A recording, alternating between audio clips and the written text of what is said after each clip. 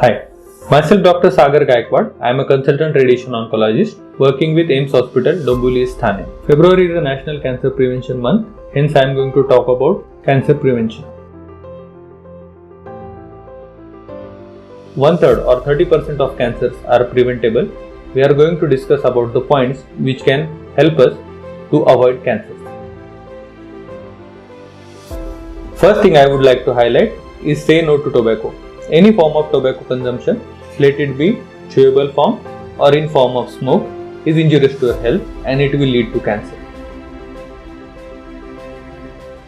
Second point I would like to tell you is to have a healthy food habit.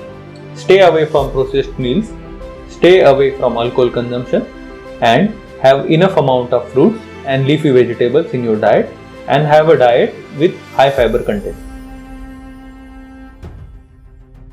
Third point is to have a healthy weight. You should have a weight which is appropriate to your height and your age, and you should be actively involved in order to maintain the same. Fourth point I would like to highlight is to have a physically active life. Every day you should at least assign 30 minutes of your day for physical activity or exercises. Fifth point is about cancer vaccines. There are two vaccines which helps us prevent cancers. First is vaccine against hepatitis B, which helps us reduce the risk of liver cancer. And the second vaccine is HPV vaccination, which helps to reduce cervical cancer risk in females and anogenital cancer risk in males. Last point which I would like to highlight is screening and early detection. In order to screen and early detect breast cancers in females, yearly mammography is recommended, and similarly in order to early detect and screen cervical cancers in females, yearly pap smear is recommended. Yearly oral cavity evaluation of males with a habit of tobacco consumption is recommended.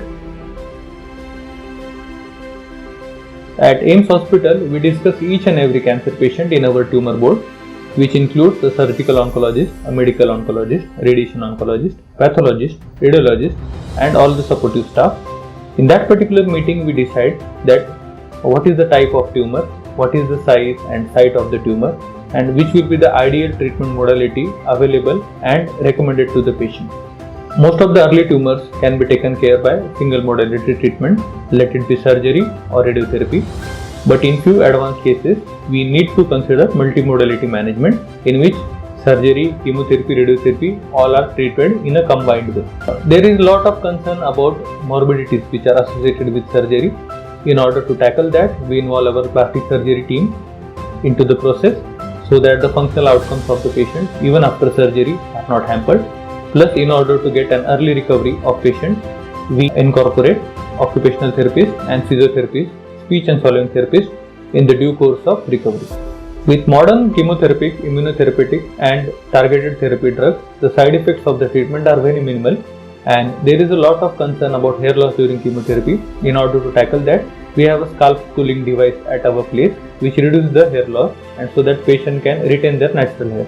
In order to reduce side effects associated with radiotherapy, we have a state-of-art linear accelerator at AIIMS which has standard treatment modalities like 3D CRT, IMRT, IGRT, VMAT, SBRT and stereotactic radiosurgery along with flattening filter free techniques, using which we can increase the tumor control at the same time reducing the normal tissue toxicity.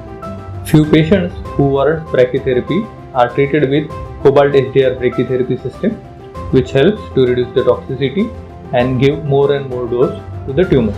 The intent of this campaign is to reduce the stigma around cancer, to reduce the fear and misconceptions in the people's mind about cancer, and to help them embrace the cancer patients the way we do.